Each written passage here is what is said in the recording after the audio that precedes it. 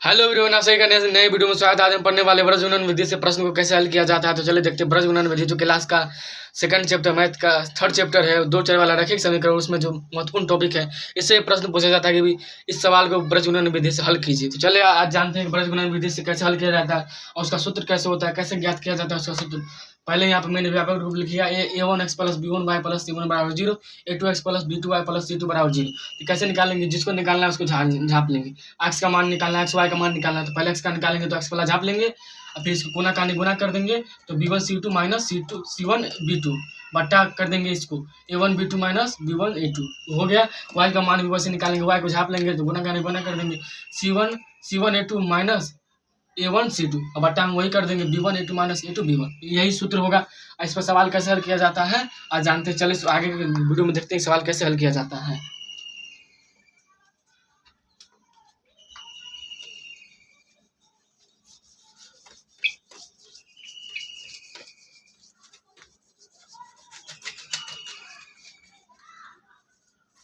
पहले हम यहाँ पे सूत्र लिख लेते हैं। क्या होता है? x बराबर होता है a1 b2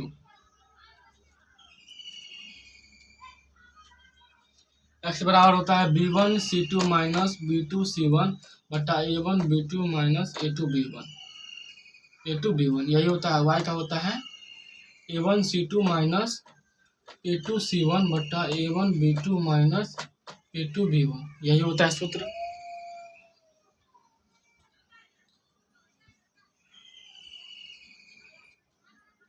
यही होता है सूत्र। आगे पीछे हो सकता है, कोई दिक्कत नहीं। यहाँ पर पहला क्वेश्चन है 8x प्लस 5y माइनस 9 बराबर 0। ये हो गया पहला समीकरण। और दूसरा समीकरण क्या है?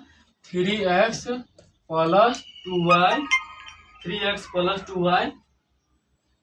प्लस 2y माइनस 4 बराबर 0। इसको कैसे निकालेंगे? तो पहले लिखेंगे हल। पहले हम ABC का मान निकालना पड़ेगा। तो लिखेंगे चूंकि A1 बराबर ये होगा ये ऊपर वाला होगा A1, नीचे वाला होगा A2। तो A1 हो गया A, A2 हो गया 3, B1 हो गया 5, तो B1 बराबर हो गया 5 और B2 बराबर हो गया 2। उसके बाद हो गया C1 बराबर -9, चिन्ह के साथ लेना है, और C2 बराबर हो गया -4। अब सूत्र बैठा देंगे। x का सूत्र जो होता है वो आप सूत्र लिख लीजिएगा। ये सूत्र होता है x का, y का सूत्र होता है लिख लीजिएगा, ठीक है। तो कैसे निकालेंगे देखेंगे। चलिए आगे बढ़ते हैं।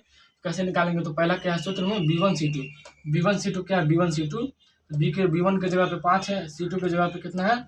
-4 है। उसके बाद माइनस b2 c1, b2 के जगह पे कितना है? 2 है। उसके बाद c2 c1 कितना है? -9 है।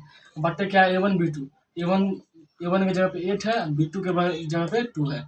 उसके बाद हम क्या जानेंगे? a1 b2 हो गया। उसके बाद a2 b1 क्या है? 3, b1 कितना है? 5। फिर गुना कर लेंगे।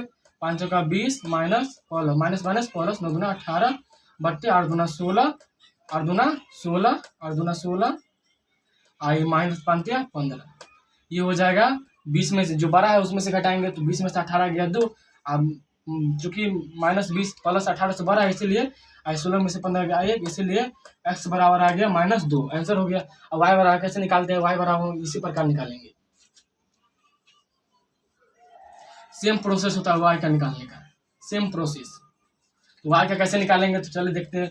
y का सूत्र अलग रहेगा। a1 c2 a1 कितना है? 8, c2 कितना है? -4। उसके बाद माइनस a2 c1 उसके बाद c1 के जगह -9 बट्टा में वही हो जाएगा 8 गुने 2 माइनस फिर 5 गुने यही हो जाएगा, ठीक है। उसके बाद गुना कर लीजिए। 8 चौक 32 -32 इधर माइनस प्लस 9 दूना 18 9 तिया 27 न होगा 27 बटे 8 दूना 16 माइनस 15। ये हो जाएगा। यहाँ पर 32 में से 27 गया तो -5 बट्टा 1, तो बट्टा में 1 नहीं लिखते तो -5, इसीलिए x बराबर हो जाएगा। x बराबर क्या निकाले थे हम? -2 और y बराबर कितना हो जाएगा? -5। तो ऐसे ही बनता है ब्रज गुणन विधि से सवाल। तो नोट कर लीजिए कृपया। x का मान हम पहले निकाल चुके थे। तो मिलते हैं कल के वीडियो में। तब तक के लिए चैनल को सब्सक्राइब कर दे। सबसे पहले वीडियो आपके पास ही पहुंचेगा। चलिए मिलते हैं। Thank you.